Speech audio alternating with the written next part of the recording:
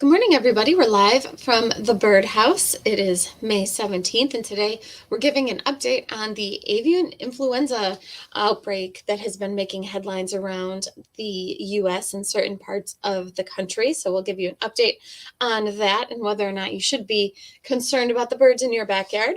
And as always, we would love to see who's on. If you're online, you can say hello in the comments. If you have any questions or sightings, put those in as well. And we'll also give you some tips today about simple things, little things you can do to keep your bird baths, your bird feeders, your bird houses all clean for the birds, which is important any time of the year. So let's get started. First, we have our caption contest going on again here at the store. And here is the newest photo here right before captioning. So this is a picture here of a frog kind of sitting in a pond. Come up with your best caption of this photo, and you will be entered into winning a $25 gift certificate. The person with the most comments or likes or reactions to their caption will be the winner of the $25 gift certificate. So we do have another caption contest going on right now, and you can visit our Facebook page to enter that. So it's completely free and it's a lot of fun. And then let's look at the bird migration maps as we do. So this was from last night going into this morning to try to see kind of what the migration looked like today going into the rest of the week here. It was predicted that there'd be about 332 million birds flowing through the U.S. So there's still a good amount of movement going on. Last night going into today, there's some decent movement that we had here in upstate New York. You can see along the flyways, along the Mississippi Flyway and Central Flyways here in the U.S., that there's still lots of activity going on there, but we are still getting different and new birds flowing through our area here. So this was from last night going into today, so some pretty good movement. And then going into tomorrow, looks like there's not going to be as much. And then it gets ripe again the night of the 18th. So going into Wednesday morning. So might be a little bit quiet, or going into not Wednesday, Thursday morning. So today could be quite good. Tomorrow might be a little kind of slower. And then going into Thursday morning should be another really good migration movement here. So as far as the avian influenza update goes, there are different sites that you can go to get the most accurate data. And this is a really good one that I have found, and I'll share this link with you here as well. This is the CDC website. So this is every instance of the avian flu that has been accounted for. And at the moment, wild birds affected as of, let's see, this was last updated. I checked last night, and this were the most current stats. So as of about a week ago, there's been 1,112 wild birds affected. But then if you look at the poultry, those numbers are staggering. So there's been over 37 million, almost 38 million poultry birds affected. So you can see comparatively, it's not so much a wild bird issue, it's more of a poultry issue. Now, birds that have been affected as far as the wild birds go, it's a lot of birds of prey, waterfowl, pheasants. There have been 35 reports in New York total. So they're all kind of scattered around. Some more in the southern part of the state, like around New York City. There's about a third of them were all from down there. In Monroe County, we've had one instance, and that was with a red-tailed hawk. And there haven't been any songbirds found with the disease in New York at all. So that's the good news for our birding and our backyard birding, is that it does not seem to be affecting the birds that are going to be coming to. Now, that being said, if you've got, backyard chickens or something like that, that's a totally different story. But you don't have to be worried about birds coming to your feeders and they're, infecting each other with this avian influenza. It doesn't seem to be an issue. Now, if you've got a bird bath And if sometimes you get a bird of prey in your bird bath, you might want to just make sure that you're cleaning it out more often. You want to make sure to maybe clean it with a little bit of a bleach solution, just to be extra vigilant, because you never know. But in general, the birds that are being affected are birds of prey, waterfowl, and pheasants. So bald eagles have been one that's been affected, and some other birds of prey in New York. So this is another map that I pulled up from the CDC site, and this is showing the that all the different counties here that have been affected.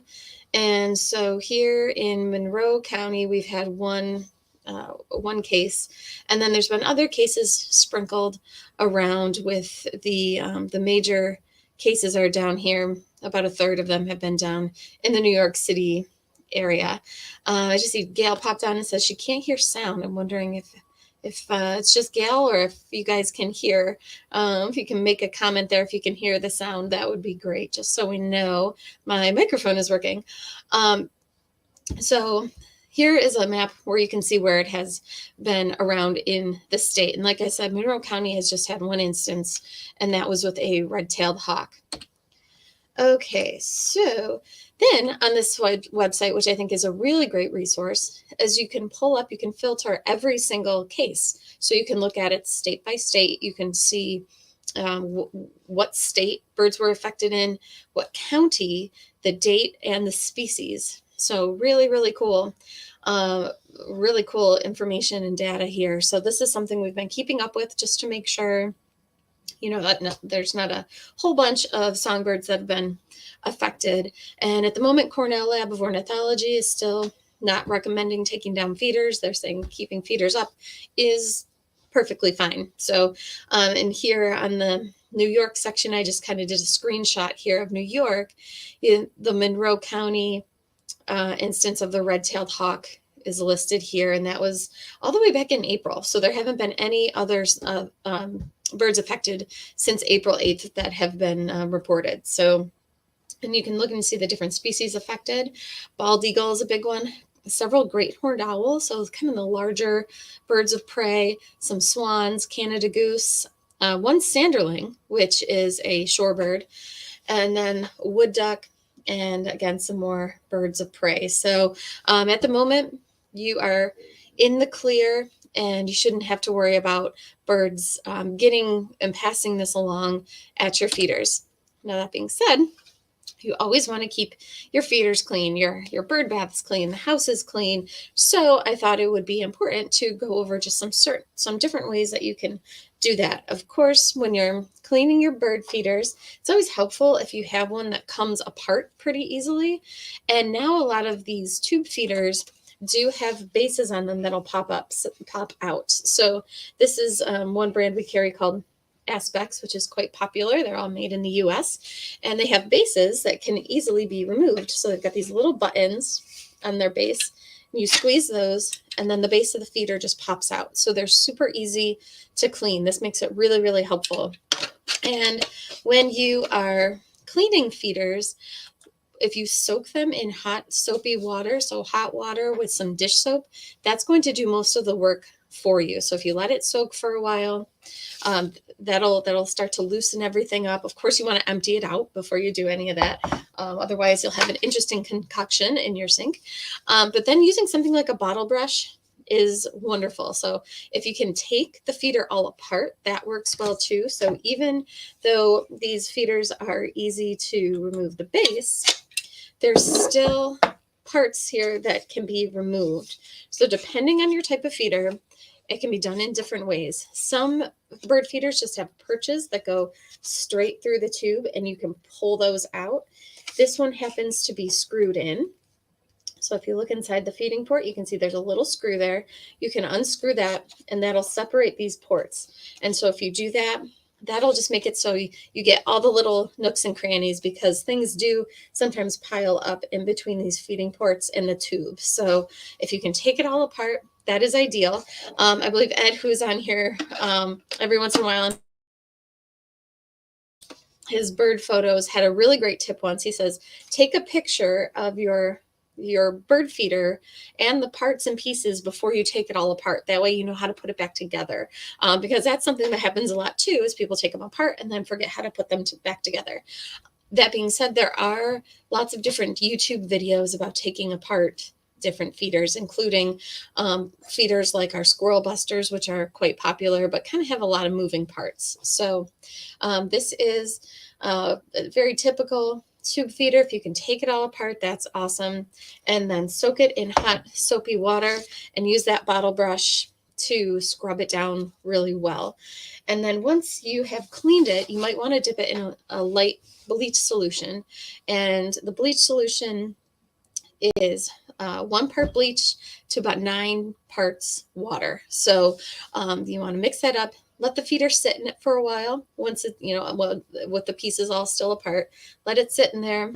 Take it out, rinse it off really well, let it dry completely, and then you can put it back all together.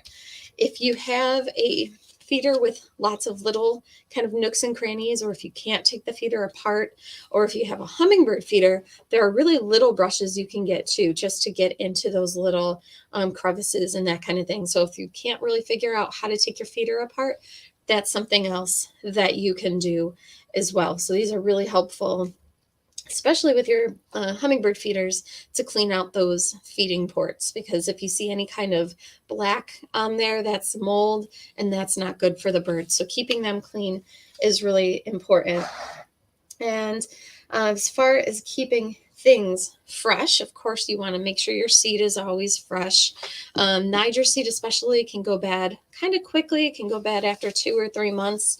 So if it looks like the birds haven't been coming to your feeder for a while, really can't hurt to empty out that seed, clean your feeder out really nicely, and fill it with fresh stuff. Some ways that you can keep seed and other food fresh longer, we've got some products like this is called Feeder Fresh, and it's probably hard to see, but you might be able to hear it. It's little granules, so it's all natural and it's all made for bird feeders and bird feeding. Just some little silicates. You can pour this into the base of your bird feeder. So before you fill it with seed, you put a little layer of this in there. Fill your feeder with seed, and then sprinkle a little bit of this on the top. And what happens with the Feeder Fresh is that it'll absorb any moisture that gets in there. So especially if you find you're getting moisture or mold buildup at the bottom of a feeder, that will really help. So this is a product called Feeder Fresh. Especially with Niger, people tend to get that moldy base on their feeder with Niger, and this can really, really help. So this has been very popular. And you might be familiar with a product that company makes. You might already use it.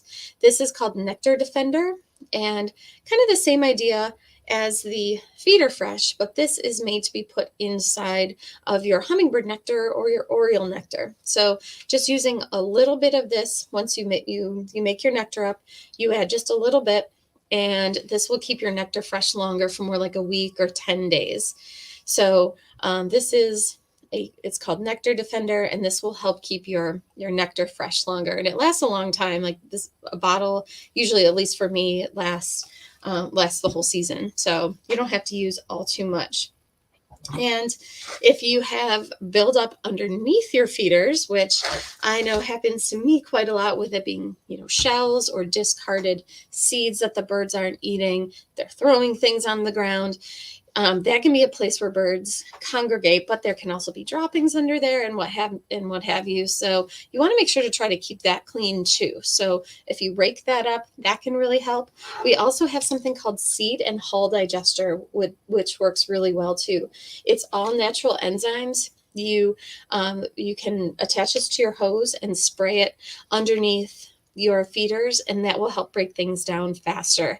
Again, all natural. It's made exactly for this purpose, so it's totally safe for the birds.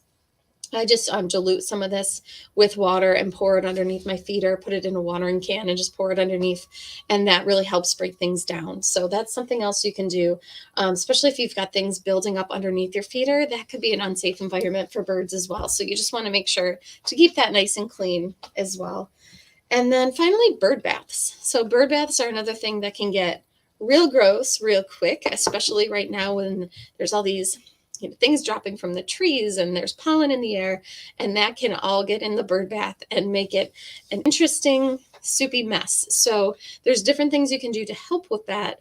The first being this product called Bird Bath Protector. Again, all natural enzymes, and you add a capful of this every time you fill your bird bath, and that will help break down some of that gunk that gets in your bird bath naturally. So you're still going to have to clean it out fairly often, but it might just help with some buildup. If you're getting some kind of buildup, especially with pollen in there, this can really help. So that's called Bird Bath Protector. And then, of course, you want to make sure to scrub your bird baths out pretty often. We do have bird bath brushes that you can use depending on what kind of bird bath you have. If this is too rough, you can always use a sponge. I'm always talking about magic erasers. You can use those to do any of this kind of cleaning. So that's important too.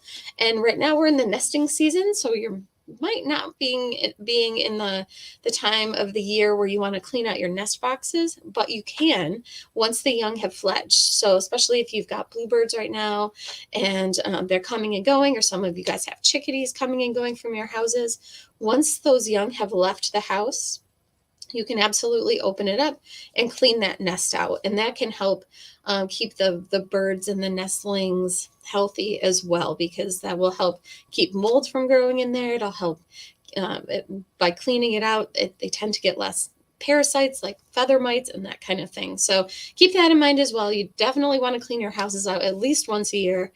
It can be difficult to know when the birds are coming and going and to know for sure when they've left, but definitely you want to make sure to clean it out at least once the season is over. So we do have different enzymes you can use to clean feeders as well.